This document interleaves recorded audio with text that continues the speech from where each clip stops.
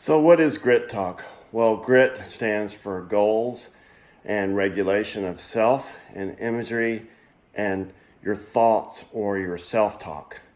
And so if you take grit and apply that to this wall like I just did, then you will be successful. Okay? And so I had a goal. The goal was to do the process right. Okay? Engage the moment and do the process correctly and right. At least what I believe to be the process of what I've trained myself to do. And so that was the focus, is doing the process. To attain, that's the process goal. And then the performance milestone is how far did I get? Well, I made it to the top. Well, that's good. But before, I was one move short.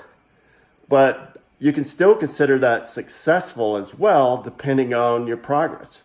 If you're showing progress, and in the right direction, then your process is working. If it's not, then you need to change the process up so that your performance will change directions toward the eventual outcome, which is your outcome goal, which is the scoreboard that everyone concentrates on. But that's not what you focus on when you're thinking about real goal setting. So in a climbing gym, you learn how to set goals effectively, okay?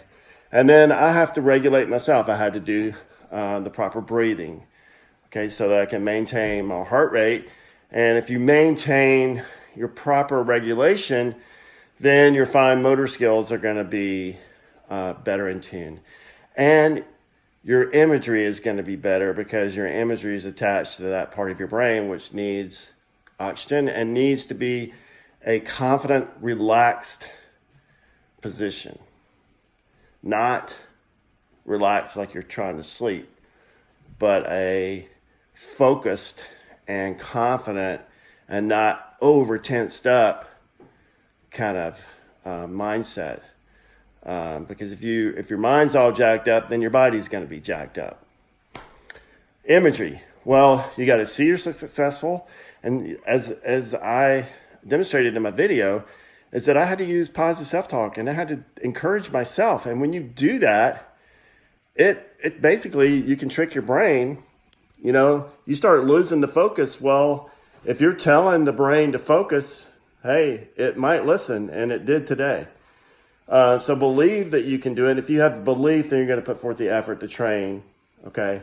Let's don't fool ourselves that you can believe that you can do anything without putting forth the right effort. You got to move your mountain. That takes action, deliberate practice. You have to be deliberate in every move that you make. You have to be deliberate in the process. Otherwise, your milestones, you're not going to achieve the milestones that you've set out to do. Okay? So part of imagery is that seeing yourself successful. Another part of it is just rehearsal, mental rehearsal. You look at a problem and you figure it out mentally before you do it, and you rehearse it. Okay, in a fighter jet, we used to rehearse the whole mission. We call it chair flying. There's very effective ways of doing that to where the brain doesn't know any difference, and you're building and reinforcing that knowledge so that when you actually do it in real life, it actually will give you the results that you had practiced by doing the mental rehearsal. So that's imagery. That's the I in grit. Okay, we've covered goals, regulation of self, imagery, and then thoughts or your self-talk. And I demonstrated that.